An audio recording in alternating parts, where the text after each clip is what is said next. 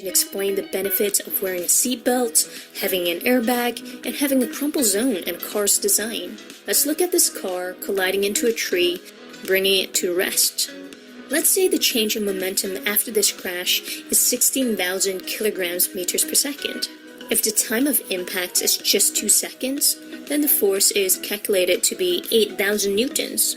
If I can somehow increase the time of impact to 8 seconds, then the collision force is reduced to 2,000 newtons. I'm not sure about you, but being hit with a force of 2,000 newtons rather than 8,000 newtons sounds like the lesser of two evils.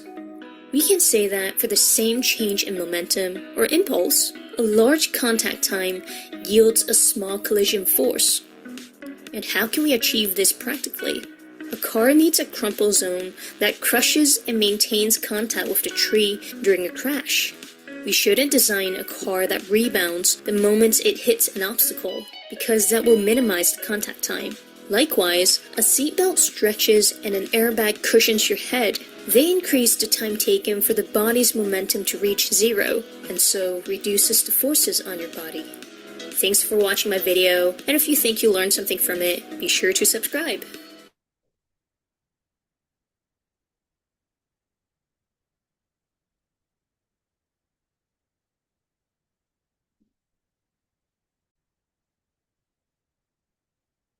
Okay, so you just watched a video, and now let's explain for our purpose. If the question is asked about what is the role of seat belts in car safety, another question can also be that how the seat belts actually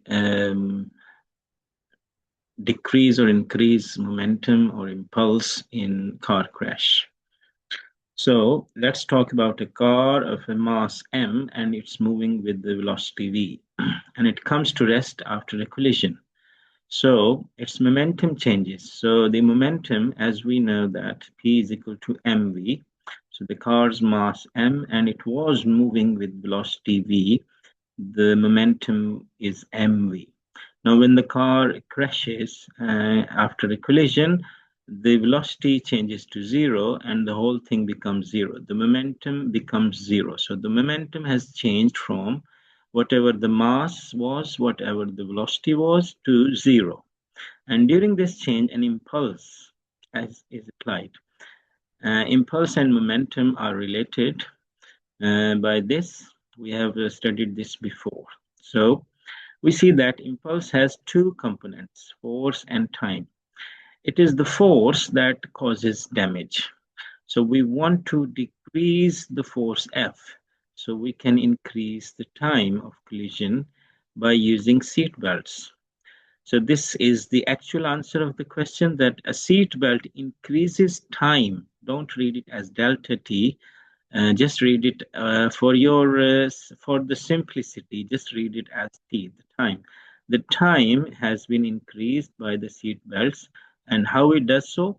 It stretches slightly, and it restrains the passenger, over a longer duration, rather than allowing them to hit the dashboard.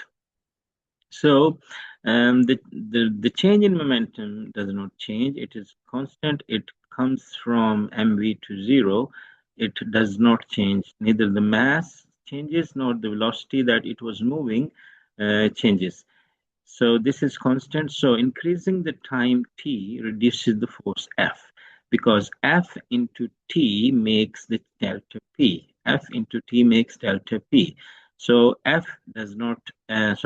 delta P does not change. So when we increase the time T, like we watched in the video, the force has to decrease to keep this the same.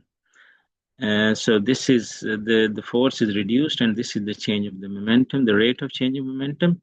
So wearing a seat belt reduces the rate of change of momentum, lowering the risk of injury by extending the stopping time. So now you should write your answer in your own words. You have all this information in front of you.